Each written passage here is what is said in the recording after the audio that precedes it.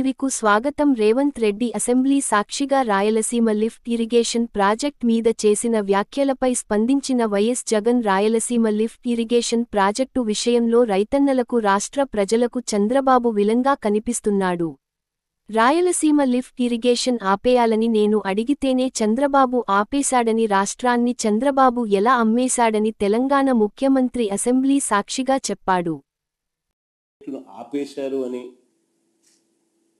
ఏకంగా తెలంగాణ ముఖ్యమంత్రి తెలంగాణ నిండు అసెంబ్లీ సభలో